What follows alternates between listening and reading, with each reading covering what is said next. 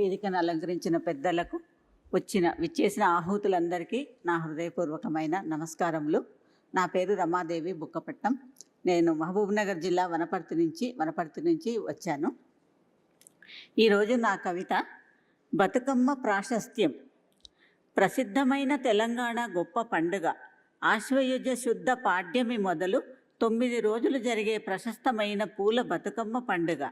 చిన్న పెద్ద తేడా లేక, వానలు వాగులనే సాకులు లేక, నవరాత్రులు నవోన్మేషంగా అందరూ ఒకటై ఆడి పాడే పండుగ. తీరొక్క పువ్వులను అందంగా అమర్చి మహిళలందరూ దాని చుట్టూ తిరుగుతూ అందమైన పాటలను పాడుతూ ఆరాధింతురు ఆ దుర్గమ్మను భక్తిపూర్వకంగా. మనుషుల మధ్య సయోధ్య పెరిగి కష్టసుఖాలలో ఒకరికొకరై ఉండాలని అర్థం చెబుతోంది పండుగ. ఆనందం అందిస్తోంది మది నిండుగా. నవరాత్రులు నవవిధ అవతారాలతో అలంకరింపబడి పూజింపబడే గౌరమ్మ మన పూజలకు తృప్తి నొంది అందరినీ ఆశీర్వదించాలని కోరుతున్నా మనస్ఫూర్తిగా. ఆ అందరిలో నేను కూడా ఉండాలని దుర్గమ్మ వారిని వేడుకుంటున్నా ఎనలేని భక్తితో. ధన్యవాదములు సార్.